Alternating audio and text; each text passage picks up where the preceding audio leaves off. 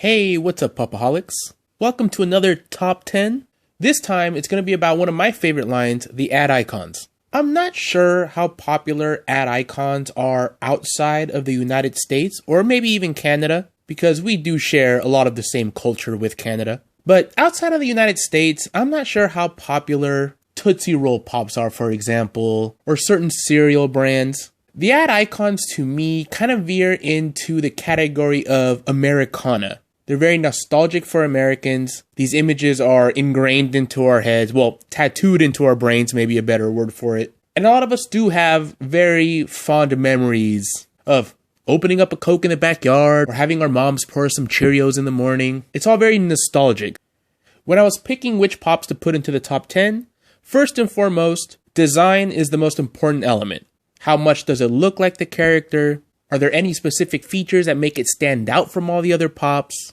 Even the box art is important with these ad icons. You know, did they take the time to incorporate the product that these ad icons are for into the box art? And I'm also taking into consideration the significance of the character, how recognizable it is, or even if it's important to like Funko's own history. Stuff like that. And also, some pops are called ad icons, and some of them are just called icons. If a pop that is just called an icon pop is primarily a mascot, then I'm going to consider it an ad icon. And also remember that this is my list. These are my personal picks. These kind of lists are very subjective, and yours will probably differ from mine. And I would love it if you would put what you consider the top 10 in the comments down below. All right, before I get started, let's talk about some honorable mentions. I almost put Peter Pez in the top 10 because he is so colorful. I love the sculpt. He really stands out. And I really like the idea of him holding a Pop Pez of himself. It looks really good. The only reason I'm keeping it out of the top 10 is, honestly, I had never really heard of Pop Pez before this. I'd heard of Pez, but never really their mascot. But the design is so good that it does elevate it into at least an honorable mention. The MTV Moon Man. Well, Moon Person on the box, but when I was growing up, this was known as a Moon Man. And I think Funko did a great job with it. It looks just like the Moon Man from the awards show. I like that it's on a little stand. They could have just had him on top of the M, but they put him on that little base, which is nice. And I even like how the box has a galaxy background and a nice colorful foil stamping for the MTV, the 18, and the MTV Moon Person. I also think that Dig'em Frog is very underrated amongst the ad icons. And I just think it's because he's a common. And a lot of collectors tend to turn their nose up at the commons. If this guy had a sticker, he'd probably be sold out by now. But I think this one is executed really well. I love the colors of it. I love the way they did the mouth and that they outlined it in black. It looks really good. I like the spoon he's holding as well. Overall, this one's great. The only thing it's missing for hardcore collectors, I think, is a sticker. The Singapore girl isn't as exciting and colorful as some of these other ad icons, but I think it's a great idea because so many airlines do have some really great uniforms for the flight attendants. So I would like them to continue this, maybe with like Finnair or Thai Airways. So many they can do. The Singapore girl is relatively cheap on eBay right now, so I might pick her up just to have something totally different in my collection. All right, now on to the top 10, starting with number 10. It's kind of hard to talk about the ad icons without talking about the original 3 cereal monsters they made. Frankenberry, Boo Berry, and Count Chocula. They all look cool, but of the 3, I like the metallic Count Chocula the best. When these were first made in 2011, Funko Pops were still very plain. Arms on the side making fists. Just not a lot of detail overall. But these ones had mouths, a little bit different poses with the body. Not anything breaking the mold, but a little bit different. So yeah, I'm picking metallic Count Chocula to kind of represent those original ad icons that Funko made. At number 9, I have the Coca-Cola polar bear. And when I first heard they were going to make a Coca-Cola polar bear, I was like, okay, so they're just going to make a white bear. And what is it going to look like outside of the box? And I wasn't too excited about it, even though Coca-Cola is probably one of the most recognizable logos and trademarks there is on the planet. I wasn't too excited about their ad icon. But Funko did a really great job with it, especially because they added the scarf that says Coca-Cola and the Coke bottle in its hand. And I love when Funko Pops have tiny little details like that Coke bottle, and they look really good. In person, when you see it, It's nice and clean. The only thing I would complain about is that in the glam, the glass for the bottle looks green. And on the actual pop, it looks a little bit clear, but it's a very tiny thing because overall I think it's executed really well. And I like that you can see the bottom of his feet. It just adds to the cuteness of it. Unfortunately, this one isn't flocked. And I feel that that's coming. It's just not out yet. Or else I would pick the flocked version for this. So if you're watching this video in the future, when there's a flocked Coca-Cola bear, just imagine that that one's number 9 instead of this one. Grow apple trees and honeybees.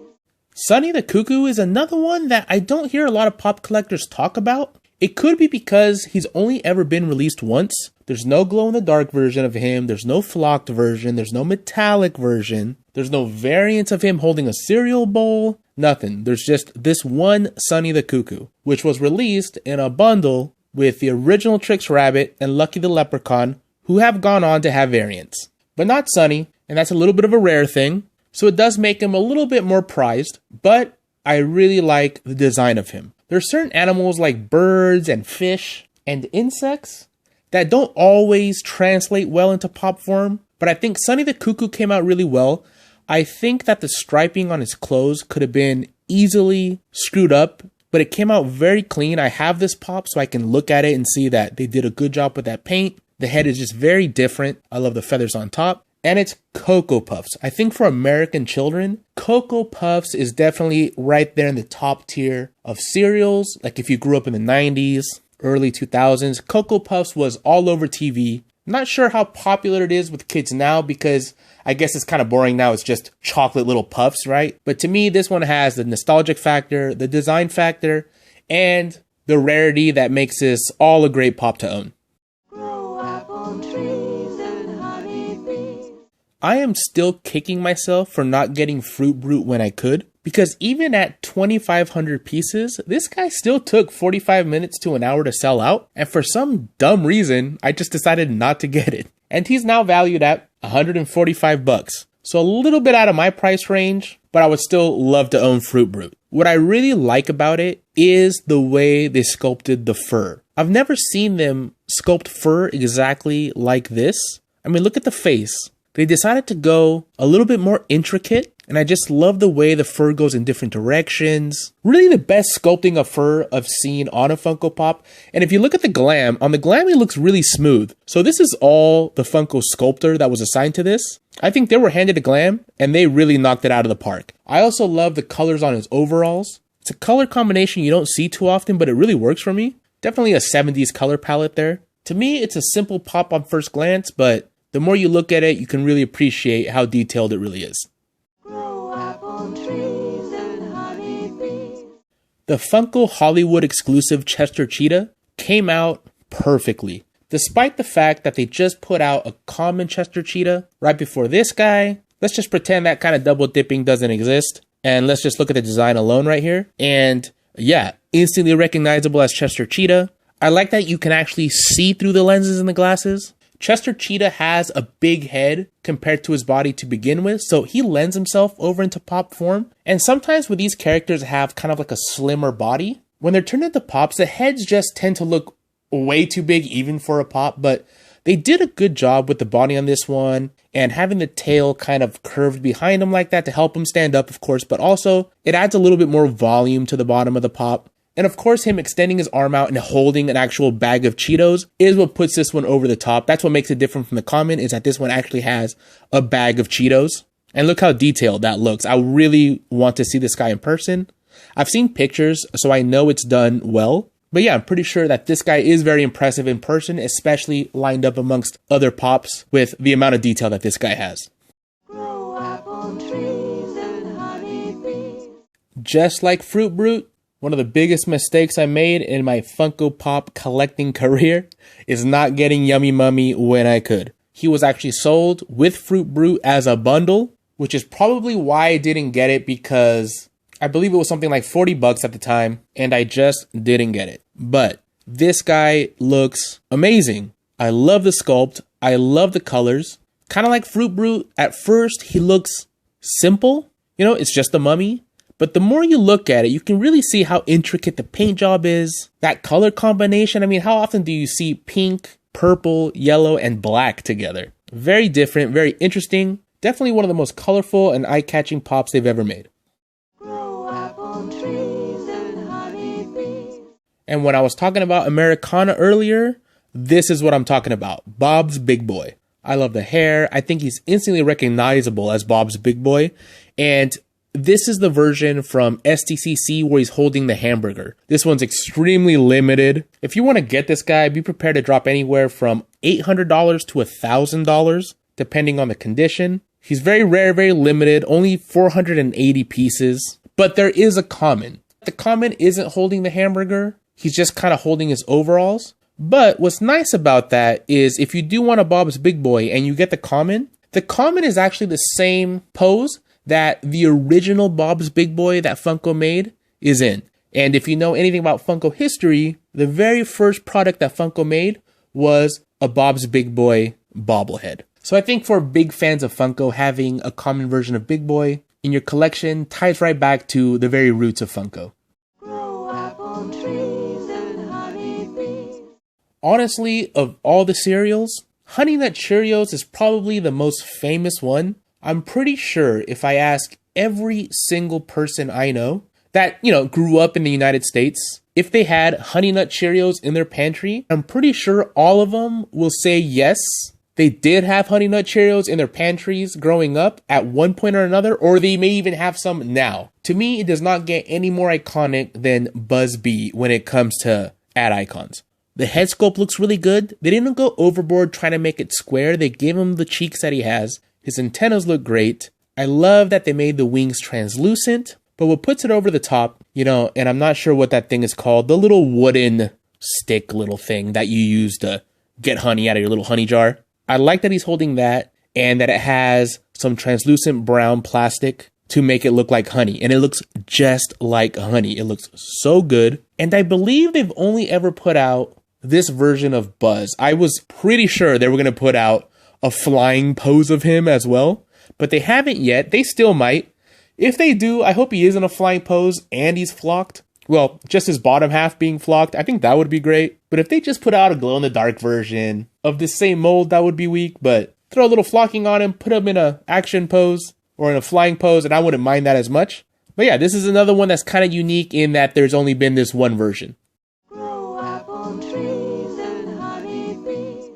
And of course, you gotta have Tony the Tiger in the top 10 ad icons. Besides Cheerios, what's a more famous cereal than Kellogg's Frosted Flakes with Tony the Tiger? He even has a catchphrase that are great. And when he says it, he wags his little finger like he is in this pop. So I really like that they did that. Animals like tigers can be tricky. With the paint jobs, they did a good job with that as well. Very recognizable. And of course, the box art looks like a Frosted Flakes box with the blue. And I like that they put the Frosted Flakes as a background there on the bottom. Just a great job. This guy was limited to 3,000. There has been a flocked version, which I believe is also limited to 3,000. And there is a 10-inch version that I think you can still buy for retail, actually.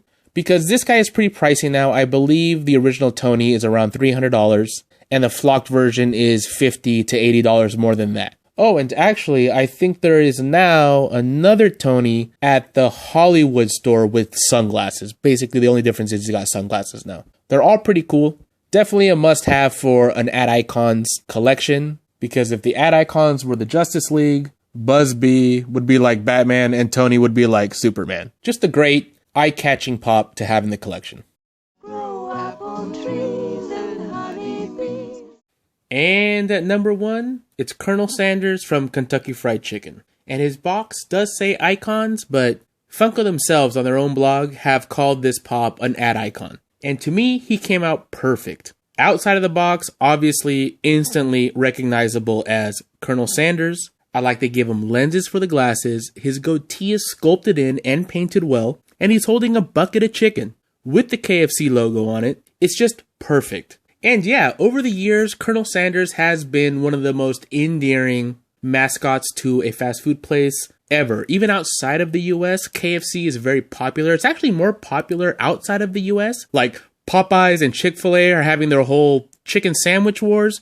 Not sure why You know, the Colonel isn't laying it down with his 11 herbs and spices. Just shows you how much KFC has kind of dropped off in the United States, but they're still very popular overseas. So this is one of the few ad icons that does appeal to the whole world. There is a variant of him with his cane that was a Funko Shop exclusive. Not as cool as the bucket of chicken. And there is another variant of him just all gold, which is lame and lazy.